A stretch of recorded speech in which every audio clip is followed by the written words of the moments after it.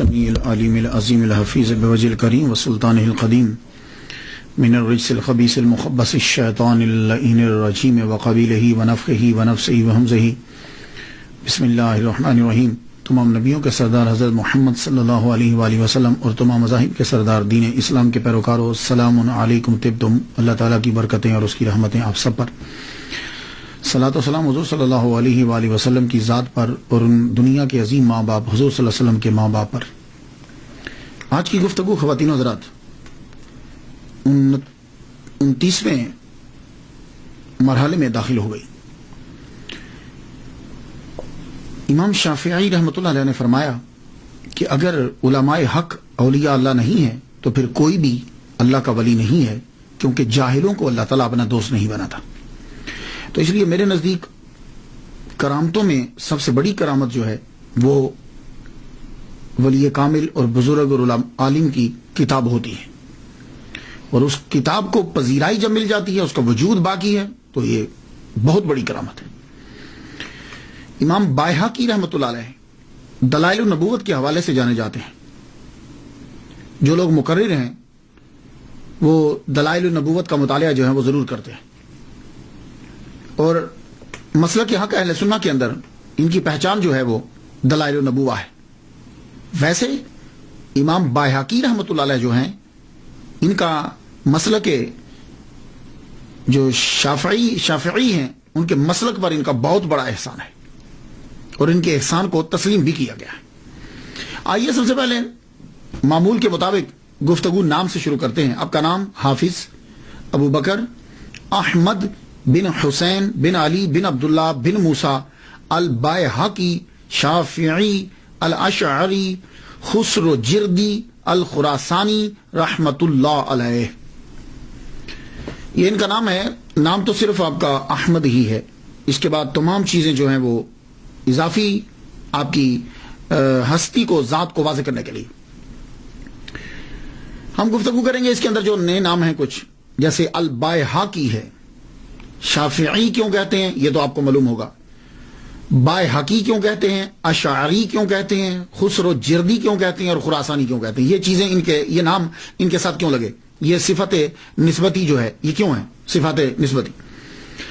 البائہقی کہنے کی وجہ یہ ہے کہ بائہق پرانے فارس کے اندر، جس کو اب ایران کہتے ہیں، یہ موجودہ ایران جو ہے اس کا نام فارس ہے، تو پرانے فارس جس کو اب ایران کہتے ہیں، یہ اس کا ایک رقبہ تھا، ایک علاقہ ہے، اس کو بائہق کہتے تھے، اور اس بائہق کے اندر بہت سارے گاؤں آتے تھے،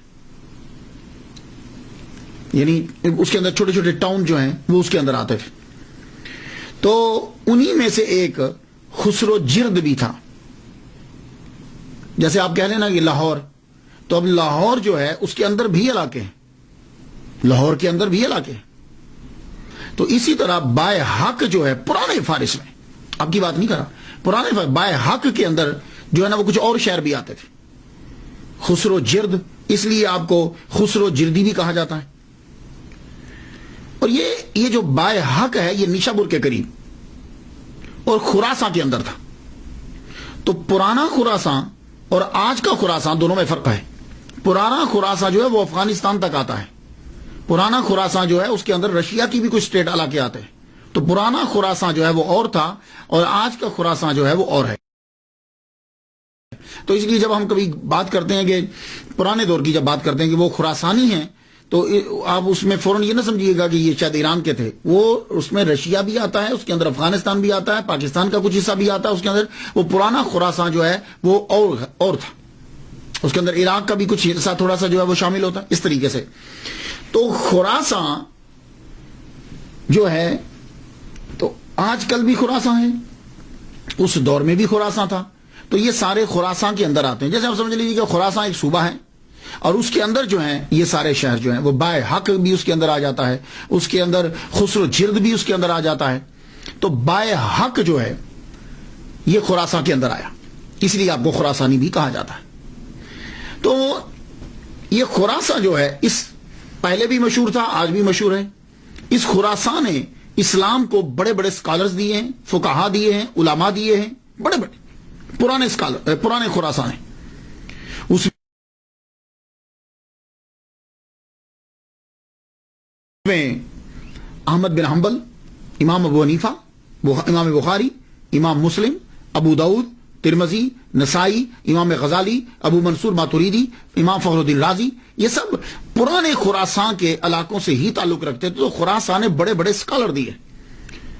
تو بائے حق بھی ایک قصبہ تھا. تو امام بائے حقی رحمت اللہ علیہ جو ہے اس قصبے میں پیدا ہوئے. تو اس قصبے کی وجہ سے ان کو بائے حقی کہنے لگے. ایک لفظ تو کلیئر ہوا. تو اکثر لوگ امام باحقی نے فرمایا، اور پھر اس کے پروننسیشن پہ بھی غور دیجیے گا. امام بیکی بیکی بیکی، ہم اکثر لوگ بیکی بولتے ہیں، لیکن میں ان کو غلط نہیں کہتا. کیوں؟ ہمارے معاشرے میں یہی ہے. اب بتائیے کہ امام بائے حقی بڑا مشکل ہے پروننس کرنا، تو معاشرے نے اس کو اڈاپٹ کر لیا، امام بیکی فرماتے ہیں.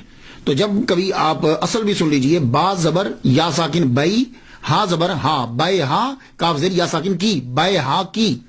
تو امام بائے حقی رحمت اللہ علیہ جو ہیں یہ بائے حق سے تعلق پیدا ہوئے تھے قصبہ میں، اس لیے آپ کو بائے حقی. اب آ گیا کہ ان کے ساتھ اشعری بھی لگتا ہے. یہ اشعری کیا ہے؟ چونکہ آپ عقائد کے اندر ابو الحسن اشعری رحمت اللہ علیہ کے پیروکار تھے، اس لیے آپ کے ساتھ اشعری لگا.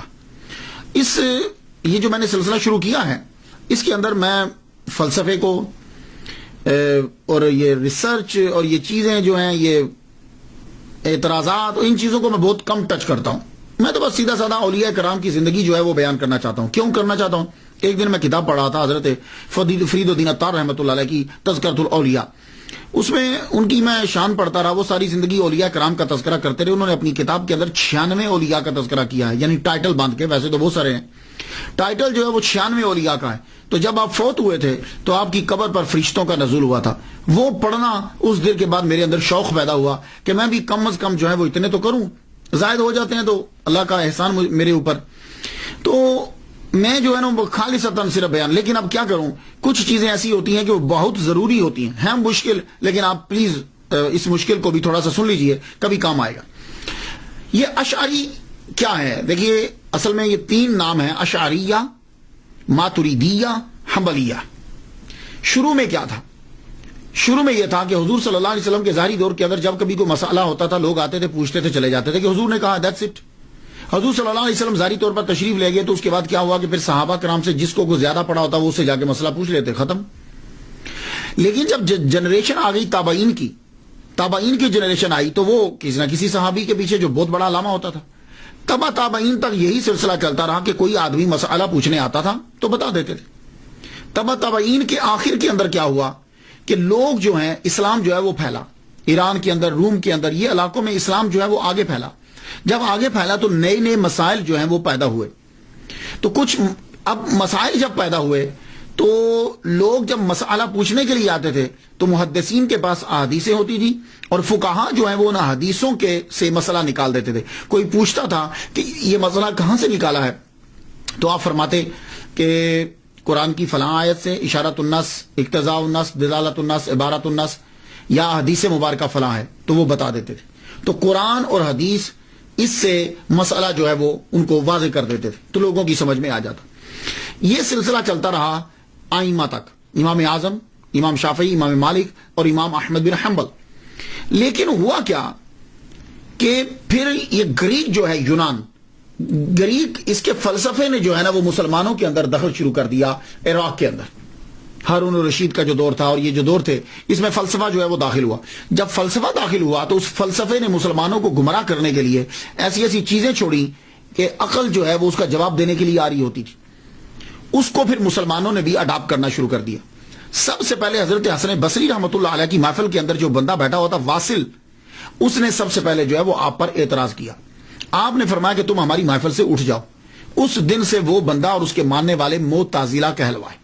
بات آپ کی سمجھ میں کچھ آ گئی؟ تو یہ جب فلسفہ آیا ہمارے اسلام کے اندر تو اب فلسفہ اتنا چھا گیا کہ لوگ اس فلسفے کو لے کر مسلمانوں کو گمراہ کرنے لگے. ان میں سے یہ معتزلہ ہے. تو میں نے جتنی اسٹڈی کی ہے کہ معتزلہ جو ہے وہ کسی نہ کسی طرح ہر باطل فرقے کے بنیاد میں شامل ضرور ہوتا ہے. ابو الحسن اشعری رحمت اللہ علیہ 40 سال تک یہ بھی معتزلہ ہی کی تبلیغ کرتے رہے ہیں، معتزلی فرقے کی ہی تبلیغ کرتے رہے. یہ خود چکے ان کے شاگرد. تو جب یہ ان سے پڑھتے رہے ابو الحسن علی بن اسماعیل اشعری، محمد بن عبد الوہاب معتزلی سے پڑھتے رہے، 40 سال تک آپ نے جو ہے وہ اس فرقے کا دفاع کیا ہے. لیکن کیا ہوا کہ ایک دن آپ کی اپنے استاد ہی کے ساتھ جو ہے نا وہ بات شروع ہو گئی. بات کس بات میں تھی کہ ابو الحسن اشعری رحمۃ اللہ علیہ یہ فرماتے تھے کہ جو چیزیں انسان کے لیے اچھی ہیں وہ اللہ تعالیٰ پر واجب ہیں. وہ مسئلہ کیا تھا؟ یعنی دیکھیے کہ اللہ تعالیٰ نے ہمیں پیدا کیا ہے، اللہ تعالیٰ ہم سے پیار کرتا ہے. جب اللہ نے ہمیں پیدا کیا ہے تو اب جو چیز ہمارے لیے اچھی ہے وہ ہمیں لازمی طور پر دے گا.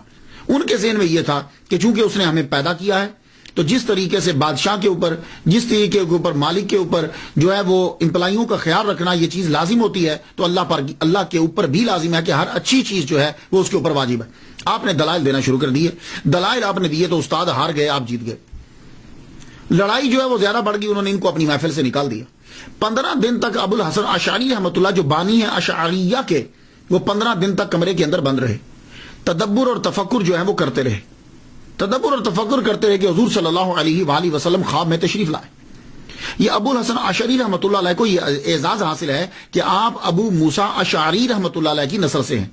ابو موسیٰ اشعری رحمۃ اللہ علیہ جو ہیں، اشعر ایک قبیلہ ہے یمن کا، تو ابو موسیٰ وہاں سے اس قبیلے سے آئے تھے حضور صلی اللہ علیہ وسلم کے پاس اسلام قبول کرنے کے لیے. تو ابو موسیٰ اشعری، اشعر قبیلے کی وجہ سے اشعری کہلوائے.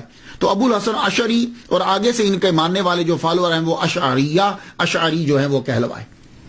تو یہ تھا مختصر سا. تو جب آپ کمرے میں 15 دن بیٹھے، حضور کی زیارت ہوئی، تو آپ نے کہا کہ معتزلہ فرقے کو چھوڑ دو، یہ ٹھیک نہیں ہے. کیوں؟ اس لیے کہ وہ کیا کرتے تھے کہ انہوں نے اللہ تعالیٰ کی جو صفات تھیں ان کو، اللہ کو مجسم بنا دیا تھا کہ اللہ کے ہاتھ ہیں، اللہ کا چہرہ ہے، اللہ تعالیٰ کے جو ہے نا وہ کان ہیں، یہ پاؤں ہیں، یہ چیزیں ثابت کر دی تھی جیسے انسان کی ہوتی.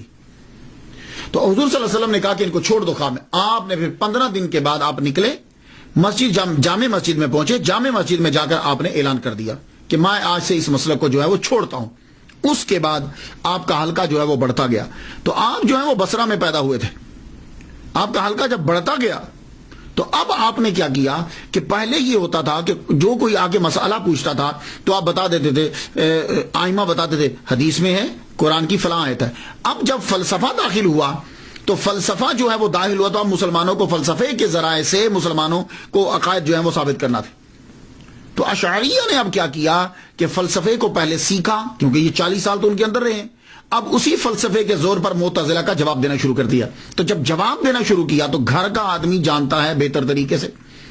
تو جب آپ نے جواب دیا تو اب معتزلہ ان کے دشمن ہو گئے.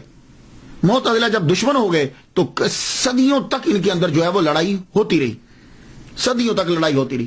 اور معتزلہ کو جب بھی گورنمنٹ کی سپورٹ ملی تو انہوں نے مسلمانوں کو قتل کیا، قتل کروایا، معتزلہ نے کروایا. لیکن اشعریہ اور ماتریدیہ ان لوگوں نے مل کر اتنی کتابیں لکھی اور اتنی تقاریریں کی اور اتنی تبلیغ کی کہ معتزلہ کا جادو بالکل ٹوٹلی ختم کر کے رکھ دیا. تو جو شافعی تھے وہ اشعریہ کہلوائے کیونکہ انہوں نے اسی طرف رخ اختیار کیا، اور جو حنفی تھے وہ جب فلسفہ آ گیا تو پھر ماتریدیہ کہلوائے. بات اب کچھ سمجھ میں آ گئی. تو اشاعرہ جو تھے، اشاعرہ جو تھے بڑی خدمت کی انہوں نے. امام غزالی نے احیاء العلوم اور الاقتصاد لکھ کر معتزلہ کے تابوت میں کیل ٹھوک دیا. امام فخر الدین رازی شافعی رحمۃ اللہ علیہ نے مطالب عالیہ، مباحث مشرقیہ، 40 فی اصول الدین اور اساس التقدیس میں عقل اور فکر کے خزانے لوٹا دیے. اللہ تعالیٰ نے ان کو پھر فلسفہ آتا، انہوں نے فلسفے سے، منطق کے ذریعے سے پھر جواب دیا اور اسلام کو بچا. ورنہ اگر یہ اشعریہ اور ماتریدیہ نہ آتے تو معتزلہ اپنے فلسفے کے زور پر عقلوں پر قبضہ کر لیتے، لوگوں کے عقائد کو خراب کر دیتے.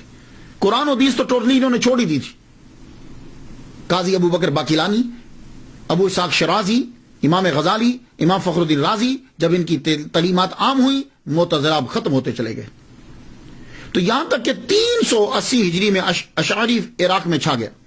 چونکہ ابو الحسن اشعری نے فقہ ابو اسحاق سے سیکھی اور وہ شافعی تھے، اس لیے اشاعرہ فقہ میں امام شافعی رحمۃ اللہ علیہ کے پیروکار ہوئے. تو امام بائحقی رحمۃ اللہ علیہ چونکہ شافعی ہیں اس لیے انہوں نے جو ہے وہ اشعری جو ہے ان کے ساتھ لگتا ہے تو یہ اشعریہ کو ہی انہوں نے اپنایا. اب کچھ سمجھ میں آ گیا؟ میں معذرت چاہتا ہوں کہ مجھے ذرا ادھر جانا پڑا. تو امام بایہقی رحمۃ اللہ علیہ کے ساتھ جو اشعری لگتا ہے وہ اس لیے کہ اشعریہ عقائد کے اندر یہ ان کو فالو کرتے تھے. تو حنفی جو ہے زیادہ تر ماتریدیہ ہیں. تھوڑا سا فرق ہے, یہ کوئی اتنی بڑی لڑائی کا چکر کوئی نہیں ہوتا. اشعریہ کے نزدیک سمپل سمجھاتا ہوں, ویسے تو بہت سارا ہے. سمپل یہ ہے کہ اشعری کہتے ہیں کہ جو چیز انسان کے حق میں فائدہ مند ہے, جیسے رزق فائدہ مند ہے, بارش فائدہ مند ہے, دھوپ فائدہ مند ہے, پانی فائدہ مند ہے, ہوا فائدہ مند ہے, یہ اللہ پر واجب نہیں ہے. ہاں وہ احسان کرتا ہے ہم پہ کہ ہمیں دیتا ہے, اس پہ واجب نہیں. کیوں؟ اس لیے کہ وہ بادشاہ نہیں ہے, اس لیے کہ وہ کوئی باس نہیں ہے, وہ مالک ہے, ہم اس کی مملوک ہیں. تو مالک اور مملوک جو ہے وہ اس کے اوپر لازم کچھ نہیں ہوتا, ہر چیز کا بدلہ دینا واجب نہیں ہے, یہ اس کا احسان ہے, کیونکہ ساری کائنات اس کی مملوک ہے اور مملوک کا مالک پہ کیا استحقاق. تو یہ تھا. اور وہ اشعریہ کہتے ہیں کہ نہیں, وہ جو ہے چونکہ اس نے پیدا کیا ہے اس لیے اس سے اوپر لازم ہے. بات کوئی اتنی بے نہیں ہے, عقائد سب کے جو ہے وہ بالکل ٹھیک ہیں, لیکن اشعریہ اور ماتریدیہ بھی کبھی کبھی جھگڑنے لگ جاتے ہیں, اور جب تصوف آتا ہے تو پھر اکٹھے ہو جاتے ہیں. اس لیے تصوف جو ہے وہ ضروری. میں ڈیٹیل میں نہیں جاتا, اگر آپ کو مزید پڑھنا ہو تو ایک بہترین کتاب بتا دیتا ہوں آپ کو, مولوی نجم الغنی خان رام پوری, بڑی زبردست کتاب لکھی انہوں نے, مذاہب الاسلام, اسے آپ جا کے پڑھ لیجئے گا. تو اب آپ سمجھ گئے ہوں گے کہ امام بایہقی رحمۃ اللہ علیہ کے ساتھ اشعری جو ہے وہ کیوں لگتا ہے. تو شافعی اشعری اور خسرو جردی, وہ میں نے آپ کو بتا دیا ہے, خراسانی کیونکہ وہ صوبے کا نام ہے, اس حوالے سے ان کو کہا جاتا ہے. اب آ جائیے, امام بایہقی رحمۃ اللہ علیہ نے تعلیم جو ہے وہ سیکھی, اللہ تعالیٰ نے ان کو چنا, انہوں نے شافعی فقہ کے اوپر بہت کام کیا ہے اور اس مسلک کے اوپر بھی بہت کام کیا ہے. امام شافعی رحمۃ اللہ علیہ کے بعد اگر کسی کا شافعی فقہ کے اوپر احسان ہے کسی کا, تو وہ امام بایہقی رحمۃ اللہ علیہ کا جو ہے وہ احسان ہے. 15 سال کی عمر میں آپ نے ابو الحسن محمد بن حسین علوی رحمۃ اللہ علیہ سے پڑھنا شروع کیا. آپ کا سفر جاری رہا, عراق, حجاز, زیادہ تر آپ نیشاپور کے اندر جو ہے وہ رہے. نیشاپور کے اندر, نیشاپور بھی کہتے ہیں, نیشاپور کے اندر آپ نے زیادہ پڑھا, اور آپ کے تقریباً کہتے ہیں کہ 100 جو ہیں وہ آپ کے استاد ہیں, لیکن سب سے پسندیدہ آپ کے استاد جو ہیں وہ 2. ایک تو یہی ابو الحسن محمد بن حسین علوی, اور دوسرے جنہوں نے المستدرک لکھی ہے, ابو عبداللہ الحاکم جو ہے, ابو عبداللہ الحاکم جو ہے, المستدرک جنہوں نے لکھی, وہ ان سے بھی محبت کی وجہ یہ ہے کہ ابو الحاکم جنہوں نے المستدرک لکھی ہے وہ اور امام بایہقی رحمۃ اللہ, یہ دونوں شاگرد ہیں. ان دونوں کے استاد جو ہیں وہ ابو الحسن محمد بن حسین علوی رحمۃ اللہ علیہ. تو چونکہ استاد بھی, اس لیے ان کے پاس زیادہ تر جو ہے نا وہ رہتے تھے. امام بایہقی رحمۃ اللہ علیہ نے فقہ امام ابو الفتح ناصر بن حسین بن محمد قریشی رحمۃ اللہ علیہ سے سیکھی. علم الکلام آپ نے ابو بکر بن فورق سے اور ابو منصور عبد القاہر بغدادی سے سیکھا. علم الکلام عبد الغفار کہ آپ نے علم کی خاطر بہت سے علاقوں کا جو ہے وہ سفر کیا. آپ نے حدیث مبارکہ کی جانب توجہ دی, حدیث مبارکہ کو بڑے مضبوط ذرائع سے حاصل کیا, یعنی یہ نہیں کہ جس نے جو بیان کیا ہے, چین آپ کی بڑی پاورفل ہوتی. تحصیل علم کے بعد آپ اپنے شہر بایحق میں واپس آ گئے. یہ ہا بڑی ہے اور قاف بھی بڑا ہے, کینچی والا قاف ہے. بایحق میں واپس آئے اور آ کر تدریس, تحریر اور تصنیف جو ہے وہ آپ نے شروع کر دی. امام الحرمین کا فرمان ہے کہ فقہ شافی پہ امام شافی رحمۃ اللہ علیہ کا احسان ہے, لیکن ان کے بعد سب سے بڑا احسان امام بایہقی شافعی اشعری خسرو جردی خراسانی رحمۃ اللہ علیہ کا ہے. اس کی وجہ کیا ہے کہ امام بایہقی رحمۃ اللہ علیہ نے جو چیزیں بکھری پڑی تھی, لوگوں کی پہنچ سے دور تھی, ان سب کو محنت کے ساتھ جمع کیا. یہ کام آپ نے اپنی زندگی کے اندر کیا. ان کی فقہ, ان کے لا, ان کے بیانات, ان کے ملفوظات, ان کی یہ چیزیں ساری امام بایہقی رحمۃ اللہ علیہ نے ان کو سب کچھ جمع کر دیا. اب وہ عام لوگوں کی دسترس کے اندر آ گئی اور جمع بھی ہو گئی, ضائع ہونے سے بچ گئی. یہ احسان ہے امام شافعی کی فقہ کے اوپر امام بایہقی رحمۃ اللہ علیہ کا. ابن خلقان نے یہ لکھا ہے کہ آپ شافعی فقہ کے ماہر اور حدیث میں امام تھے, اور اپنے دور میں آپ بے مثال تھے. گویا کہ آپ یوں کہہ سکتے ہیں کہ ہی از دا سیل آف دا شافعیز مجتہد, آخری خاتم کہہ سکتے ہیں آپ. کرامات تو میرے نزدیک سب سے بڑی کرامت کتاب ہوتی ہے جس کو اللہ تعالیٰ مقبولیت تامہ دے دے. لوگوں میں سینکڑوں سال تک وہ کتاب جو ہے وہ چلتی رہے. میرے نزدیک وہ سب سے بڑی کرامت ہوتی. اور اگر کتاب حدیث مبارکہ کی ہے تو اس کے اندر تو گفتگو ہی نہیں کرنی چاہیے. امام باحقی شافعی اشعری رحمۃ اللہ علیہ کو سنن الکبریٰ، جو آپ نے سنن الکبریٰ لکھی ہے، بڑی عظیم کرامت. یہ سنن جو ہے سنت کی جمع ہے. ہمارے اردو کے اندر کہتے ہیں جی حضور صلی اللہ علیہ وسلم کی سنتیں اپناؤ، تو اصل میں سنت کی جمع سنن ہوتی ہے. لیکن کیا کریں کہ سنن مشکل ہے، اس لیے ہم نے اڈاپٹ کر لیا سنتیں، جبکہ سنتیں اس کی جمع نہیں بنتی. تو اس لیے میں آپ کو کہتا ہوں کہ غلطی لفظ سمجھا کریں. کوئی بیچارہ بول جاتا ہے تو وہ معاشرے کی وجہ سے بولتا ہے. تو سنت کی جمع سنن ہے، لیکن یہ مشکل ہے. اب کون اردو میں بولے گا؟ تو انہوں نے کہا کہ اس کی آسان اڈاپٹ کرو، تو سنتیں اڈاپٹ کر لی. تو سنن الکبریٰ یہ آپ کی ایک عظیم کرامت ہے، اور آج بھی یہ کتاب موجودہ. 10 اس کی جلدیں ہیں، 202 اس کے جزو ہیں. اور آخری باب جو ہے وہ باب عدت الام الولد، ام ولد کی عدت کے باب کے اندر اس کی بیان کے اندر باب ہے.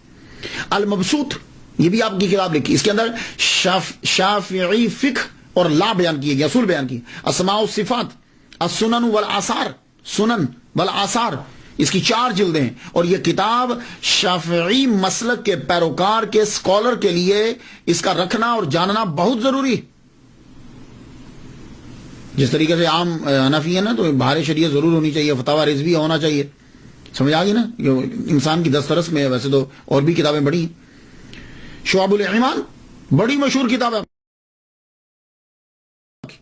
زہد الکبیر، مناقب امام احمد بن حنبل، 40 کبریٰ اور 40 صغریٰ، فضائل اوقات، حیات الانبیاء فی قبورہم، نبیوں کی زندگی ان کی قبروں میں، بہت مشہور کتاب آپ کی. مناقب امام شافعی رحمۃ اللہ علیہ، کتاب الاسرار اور دلائل النبوہ. نام تو سنا ہوگا نا، اس نام کی بہت کتابیں، معارج النبوہ، شواہد النبوہ، دلائل، لیکن یہ ان کی دلائل النبوہ ہے. امام باحقی رحمۃ اللہ علیہ. ایک اعتراض امام باحقی رحمۃ اللہ علیہ کے اوپر ہوتا ہے، کہنے لگے امام باحقی نے حدیثیں تو اکٹھی کی ہیں، لیکن ان کو امام نسائی کا نہیں پتا تھا، امام ترمذی کا نہیں پتا تھا، ابن ماجہ کا نہیں پتا تھا، ایون کہ ان کی کتابیں بھی ان کے پاس نہیں تھی، تو ان کے بارے میں یہ نہیں جانتے تھے. تو گویا کہ یہ بات بیان کر کے وہ بندہ جو ہے وہ ان کے علمی مرتبے کو کم کر رہا ہے. اے اللہ کے بندو، شخص نے جو کام کیا ہے اس کو دیکھو. اس دور کے اندر اس نے کتنا بڑا کام کیا ہے کہ شافعی مسلک کے تمام چیزوں کو، حدیث مبارکہ کو اکٹھا کر دیا. اس نے اس مسلک کے لیے اس نے کام کیا، لیکن نہیں، کوئی نہ کوئی چیز ضرور ڈھونڈیں گے. اسی طریقے سے یہی لوگ جو ہیں بہت سارے، جیسے تاریخ بغدادی، خطیب بغدادی جو ہیں، میں سمجھتا تھا پڑھنے سے پہلے، لیکن حالانکہ اتنے ٹاپ کے مصنف ہیں، اور لیکن کہیں نہ کہیں وہ ڈنڈی ضرور مار گئے.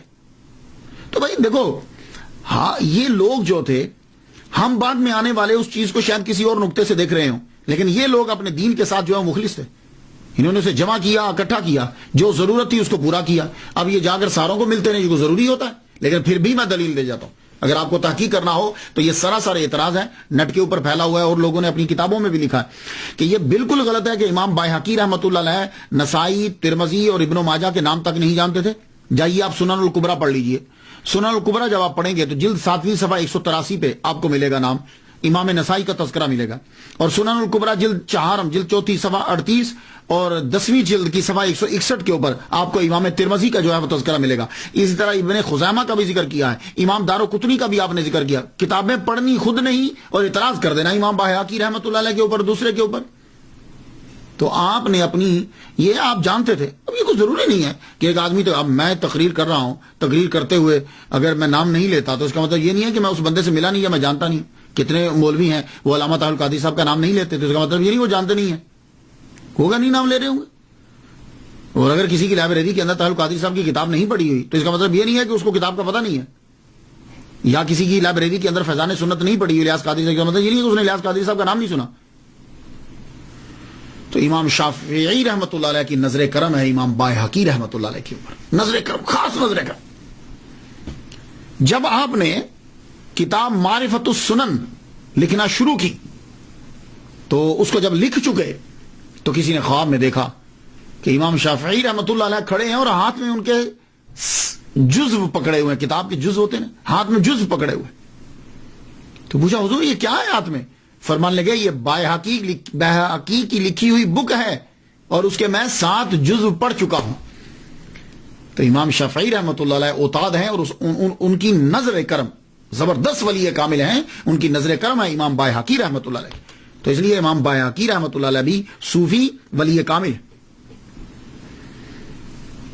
اور مشہور فقیہ محمد بن عبد العزیز کہتے ہیں کہ روز میں نے خواب میں دیکھا کہ فرشتے ایک صندوق کو اٹھائے ہوئے اوپر لے جا رہے ہیں اور وہ صندوق جو ہے وہ نور کے ساتھ کور ہے, گھرا ہوا ہے چاروں طرف نور ہی نور. تو میں نے پوچھا یہ کیا ہے؟ کہنے لگے یہ بایہقی نے جو کتابیں لکھی ہیں نا کہ جس میں حضور صلی اللہ علیہ وسلم کی حدیث کو اکٹھا کیا ہے, وہ کتابیں اللہ کی بارگاہ میں مقبول ہوئی ہیں اور ہم یہ کتابیں لے جا رہے ہیں. اللہ اکبر جل شانہ. تصوف, جتنے بھی یہ بڑے بڑے آئمہ ہیں, بڑے بڑے محدث اور اسکالر ہیں, یہ صوفی ہوتے تھے. کیوں؟ اس لیے کہ تصوف کے بغیر ترقی ناممکن ہے. علم اوپر لے جا سکتا ہی نہیں.